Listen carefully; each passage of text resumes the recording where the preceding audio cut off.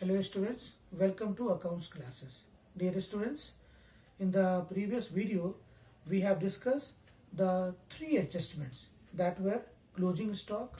और बेटा मैंने क्लोजिंग स्टॉक में बोला था पहली entry closing stock account debit to trading account, और दूसरी एंट्री की थी बेटा मैंने आउटस्टैंडिंग एक्सपेंस और अनएक्सपायर्ड एक्सपेंस, और मैंने एंट्री बताई थी बेटा expenses account debit to outstanding expense. And third one, we have already discussed prepaid और unexpired expense और expense paid in advance. तो बेटा इसका इफेक्ट हम लोग आज देखेंगे. Dear students, this was the third entry, prepaid और unexpired expense और expenses paid in advance. मैंने बेटा इसके बारे में आपको थ्योरी पहले डिस्कस की हुई है.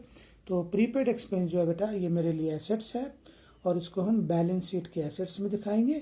और चूंकि बिना बेनिफिट लिए मैंने पेमेंट कर दी तो वो रिस्पेक्टिवली प्रॉफिट एंड लॉस में जाके प्रीपेड एक्सपेंस जो है एक्सपेंस में से माइनस हो जाएगा. ये बेटा मैंने आपको पिछली बारी करा दिया था. और आज बेटा हम लोग फोर्थ करने जा रहे हैं अक्रूड और आउटस्टैंडिंग इनकम. आउटस्टैंडिंग इनकम मतलब ड्यू बट नॉट रिसीव्ड.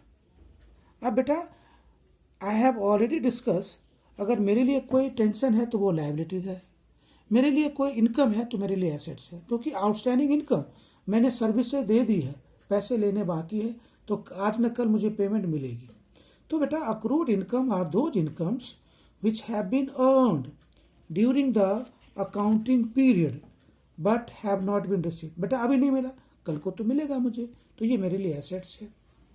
और बेटा एसेट्स का मेरा डेबिट बैलेंस होता है. तो मैं पहले एंट्री बना दूं accrued income account debit to income account.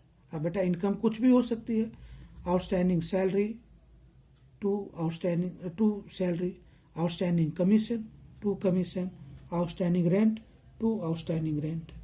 तो बेटा ये मेरा इफेक्ट क्या होगा, it is added to the income in the profit and loss account and it is shown in the asset side of balance sheet as a separate note under current assets. एक examples के through बेटा हम questions करते हैं.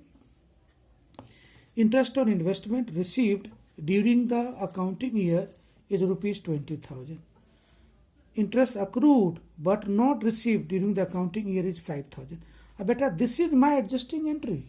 और बेटा interest on investment already मेरा 20,000 है, तो मैं एडजस्टमेंट एंट्री 5,000 की एंट्री क्या पास करूंगा, accrued interest account debit to interest received.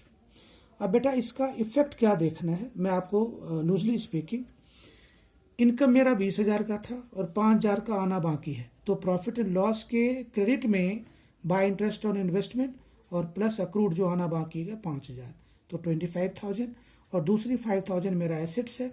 ये बेटा मैं बैलेंस शीट के एसेट्स में दिखाऊंगा. तो मैं आपको सोल्यूशन दिखाता हूँ. प्रॉफिट एंड लॉस और बैलेंस शीट. बेटा प्रॉफिट लॉस में देखो by interest 20,000, add accrued interest 5,000, 25. अब बेटा देखो ये क्रेडिट है, तो मैंने अगर क्रेडिट में ऐड किया तो दूसरा इफेक्ट भी तो क्रेडिट में ही लिया. अब इसका नेक्स्ट इफेक्ट क्या दिखाना मुझे, डेबिट.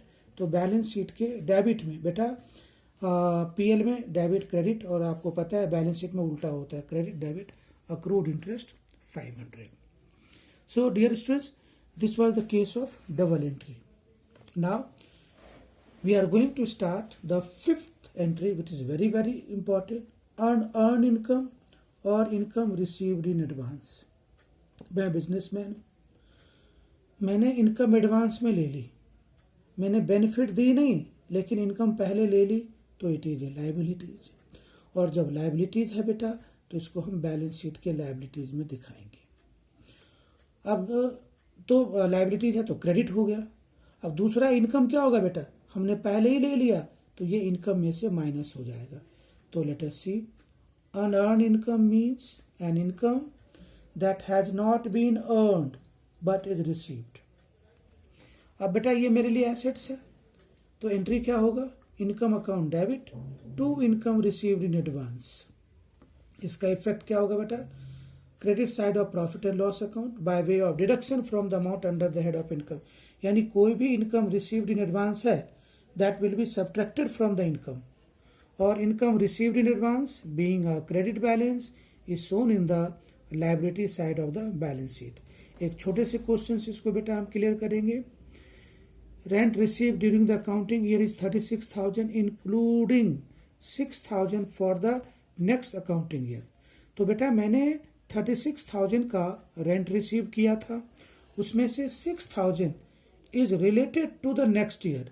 अब बेटा उस 6,000 का बेनिफिट मैंने दिया नहीं है, तो this is my income commission received in advance. तो एंट्री बेटा देखो, rent received account debit 6,000 to rent received in advance 6,000. तो बेटा अभी तक मैंने जितने भी क्वेश्चंस किए हैं मैंने आपको जर्नल एंट्रीज भी बता दी और उसका जो डबल इफेक्ट है उसको भी मैंने बता दिया है. अब बेटा इसका डबल इफेक्ट क्या होगा ये देखिए. अब बेटा मेरा प्रॉफिट एंड लॉस और बैलेंस शीट, क्योंकि अब बेटा बाय रेंट रिसीव्ड 36, उसमें से जो 6,000 था वो अगले साल का था तो मैंने माइनस कर दिया, और दूसरा बेटा रेंट रिसीव्ड एडवांस लायबिलिटीज है, इसको मैंने बैलेंस शीट में दिखा दिया. तो dear students, till now we have discussed the 5 items. अब बेटा मेरा जो 6th है वो है डेप्रिसिएशन. डेप्रिसिएशन चैप्टर हमने आगे भी करना है. तो डेप्रिसिएशन का इफेक्ट क्या होगा बेटा, लूजली स्पीकिंग अगर मैं इसकी एंट्री बात करूं कि depreciation is always charged on fix assets. तो अब डेप्रिसिएशन क्या है बेटा, तो depreciation account debit to machinery. अब बेटा डेप्रिसिएशन क्या करता है, फिक्स एसेट्स की वैल्यू को कम करता है. तो एक डेप्रिसिएशन की वैल्यू पीएल के डेबिट में और दूसरा बैलेंस शीट में हम एसेट से माइनस करेंगे. जिस पे डेप्रिसिएशन चार्ज किया, चाहे वो फर्नीचर हो चाहे वो मशीनरी हो, उसमें से उसकी वैल्यू हम कम कर देंगे. तो इसकी एंट्री बेटा मैंने क्या पास करना था, depreciation account debit to assets. अब इसका इफेक्ट देख लेते हैं बेटा. एक छोटा सा क्वेश्चन है, following is an extract from the trial balance. Machinery बेटा 2 लाख का है और डेप्रिसिएशन चार्ज है 10%. तो बेटा 2 लाख का 10% 20,000, जैसा मैंने आपके साथ डिस्कस किया. Profit and loss account to depreciation on machinery 20,000. और बेटा क्या करेंगे, मशीनरी में से 2 लाख था, डेप्रिसिएशन माइनस कर देंगे. So dear students, hopefully you must have understood, and today you will discuss the small questions of unearned income, income received in advance, and depreciation. That's all for today. Thank you.